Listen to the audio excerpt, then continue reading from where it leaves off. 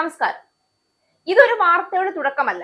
ഒരുപക്ഷെ മാസങ്ങളായി തീയും പുകയും വിഴുങ്ങിയ ഒരു ഭൂമിയുടെ നെഞ്ചിൽ ആദ്യമായി വീഴുന്ന മഴത്തുള്ളിയുടെ ശബ്ദമാണ്. മധ്യപൂർവേഷ്യയുടെ മരുഭൂമിക്കാറ്റിൽ ഏറെക്കാലമായി മുഴങ്ങിക്കൊണ്ടിരുന്നത് യുദ്ധവിമാനങ്ങളുടെ ഇരമ്പലും മിസൈലുകളുടെ വിളിയുമായിരുന്നു.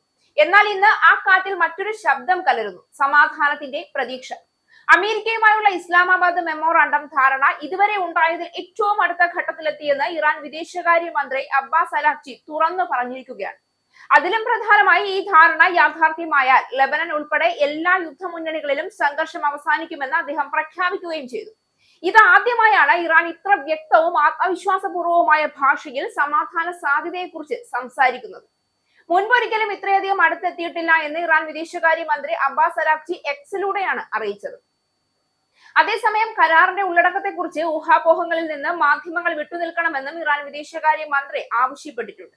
ഇറാന്റെ ആസ്തികൾ വിട്ടുനൽകുന്നതടക്കം കരാറിലുണ്ടെന്ന് നേരത്തെ ഇറാൻ മാധ്യമങ്ങൾ റിപ്പോർട്ട് ചെയ്തിരുന്നു. ഇതിനെതിരെ US president Donald Trump JD വാൻസുമടക്കം രംഗത്തെത്തുകയും ചെയ്തു. ഇതിനിടെയാണ് ഇറാൻ വിദേശകാര്യ മന്ത്രിയുടെ എക്സിലൂടെയുള്ള പ്രസ്താവന പുറത്തുവന്നത്. ഇസ്ലാമാബാദ് ധാരണാപത്രം എന്നാണ് ഇറാൻ US കരാറിനെ അബ്ബാസ് അരാഗ്ചി വിശേഷിപ്പിച്ചിരിക്കുന്നത്. ഇറാൻ US ചർച്ചയ്ക്ക് പാകിസ്ഥാൻ മധ്യസ്ഥത വഹിച്ചിരുന്നു. ഇസ്ലാമാബാദ് ധാരണാപത്രത്തിന് മുൻപൊരിക്കലും ഇത്രയധികം അടുത്തെത്തിയിട്ടില്ല. ഇതിന്റെ അന്തിമ രൂപം പൂർത്തിയാകുന്നത് വരെ ഇതിലെ ഉള്ളടക്കത്തെക്കുറിച്ച് ഊഹാപോഹങ്ങളിൽ നിന്ന് മാധ്യമങ്ങൾ വിട്ടുനിൽക്കണം. ഞങ്ങളുടെ ഉത്തരവാദിത്വവും സുതാര്യവുമായ സമീപനത്തിന് അനുസൃതമായി എല്ലാ വിശദാംശങ്ങളും യഥാസമയം പൊതുജനങ്ങളുമായി പങ്കിടുമെന്നാണ് ഇറാൻ വിദേശകാര്യ മന്ത്രി എക്സിൽ കുറിച്ചത്. കരാറിന്റെ ഭാഗമായി ഇറാനികൾക്ക് പണം ലഭിക്കുന്നില്ല എന്ന് US vice president JD Vance വ്യക്തമാക്കിയിട്ടുണ്ട്. ഇതുമായി ബന്ധപ്പെട്ട് ഉയരുന്ന വ്യാജ വാർത്തകളും അതിനെ അടിസ്ഥാനമാക്കിയുള്ള രൂക്ഷ വിമർശനങ്ങളും അദ്ദേഹം തള്ളിക്കളയുകയും ചെയ്തു. അമേരിക്കയുടെയും സഖ്യകക്ഷികളുടെയും ആശങ്കകൾക്ക് മുൻഗണന നൽകുന്ന രീതിയിലാണ് കരാർ തയ്യാറാക്കിയിരിക്കുന്നത്. ഇറാൻ തങ്ങളുടെ കടമകൾ നിറവേറ്റുകയാണെങ്കിൽ അവർക്കും ഈ മേഖലയ്ക്ക് മുഴുവൻ സാമ്പത്തിക നേട്ടങ്ങൾ ലഭിക്കും. ഈ കരാർ ഈ മേഖലയെ പുനർനിർമ്മിക്കാനും ശാശ്വത സമാധാനത്തിലേക്ക് നയിക്കാനും സാധ്യതയുണ്ട് എന്നാണ് വാൻസ് അറിയിച്ചത്. ഏത് വിധേനയും പ്രസിഡന്റ് നമുക്ക് നല്ല ഫലം നേടിത്തരുമെന്നും വാൻസ് കൂട്ടിച്ചേർത്തു. ഇറാൻ US ചർച്ചയിൽ പ്രധാന പങ്കാളിത്തം വഹിക്കുന്ന ആൾ കൂടിയാണ് വാൻസ്.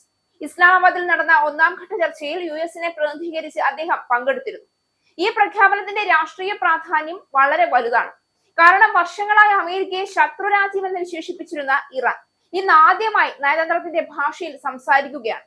ആണവ പദ്ധതി, ഉപരോധങ്ങൾ, ഹോർമൂസ് കടലിടുക്ക്, പ്രാദേശിക സായുധ സംഘങ്ങൾ തുടങ്ങി ഒട്ടേറെ തർക്ക വിഷയങ്ങൾ ഇപ്പോഴും നിലനിൽക്കുന്നുണ്ടെങ്കിലും അവ പരിഹരിക്കാൻ സംഭാഷണത്തിന്റെ വഴി തുറക്കപ്പെട്ടു എന്നതാണ് ഏറ്റവും വലിയ മാറ്റം.